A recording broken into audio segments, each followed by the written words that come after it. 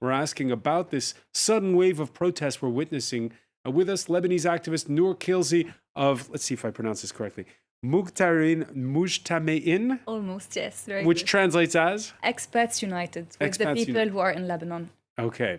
Also, thanks you for being with us as well. All right, a spontaneous protest movement, a leader who makes promises of reform. That'll sound familiar to Nour Kilzi. Over in Lebanon, they were back in the streets this Tuesday, despite the promises made by the prime minister the day before. And it's like Chile, where it would be wrong to just say it's Beirut. It's the whole country. The whole country, exactly. What's going on? What's going on is very simple. I'm going to start by a comparison for the Yellow Vest, because I live in France and I have been witnessing the social demands. The capital difference between the Yellow Vest, the happening in France, it's the fact that Yellow Vests are demonstrating in a state, in an actual state, and they have demand. People in Lebanon today are demonstrating because there is no state, and they are the basic. The need, the sole demand is to have an actual state.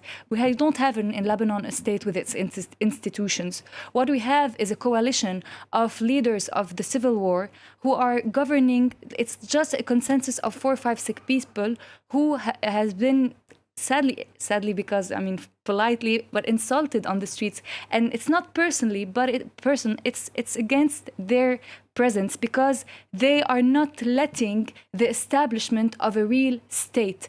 So they are merchandising basic rights. People in Lebanon have to pay very high for education, just like Chile, for hospitalization, for access to water, access to electricity.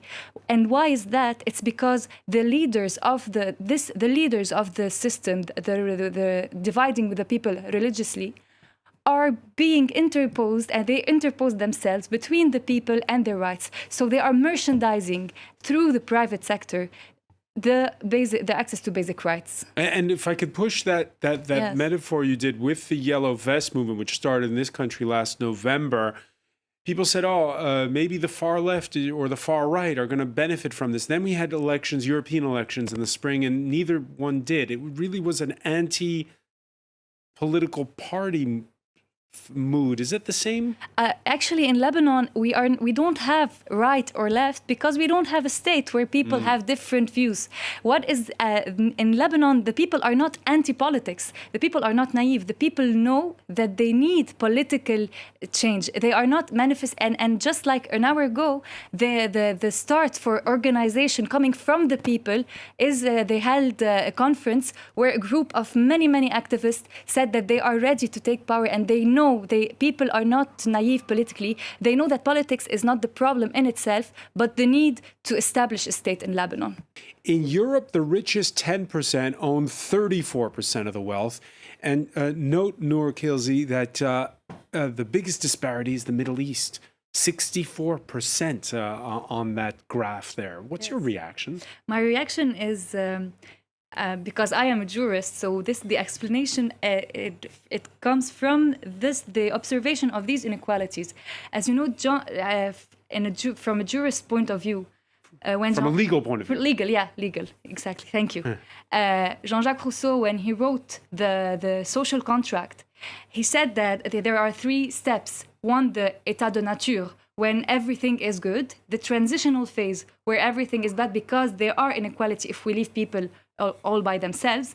And then this is why people need a state, and they each other accept and build the state, because the state is here to, by force, by the monopoly of the force, be it the military force or the force of taking regulations, the state has the obligation to eliminate these inequalities. So today we have these inequalities because there is no state, and people are on the street because they have accepted that they need a state which can have real power to take the decision.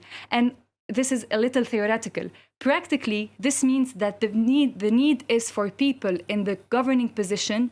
They have to be, of course, capable, of course, competent, but also to be strong and independent, equally from international powers who try normally to intervene, but also from internal pressure groups, be it the banks or the private sector, which means nothing in Lebanon, because the problem is the absence of the state. Absence of the state, and they also have to be reactive. When we come back, we're going to talk about, again, how fast it's all sprung up. Stay with us. You're watching the France 24 debate.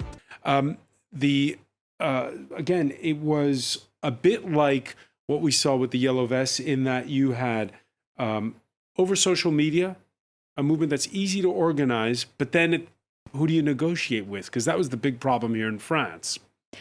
In Lebanon, people are not talking about negotiations. You negotiate when there is a power in place.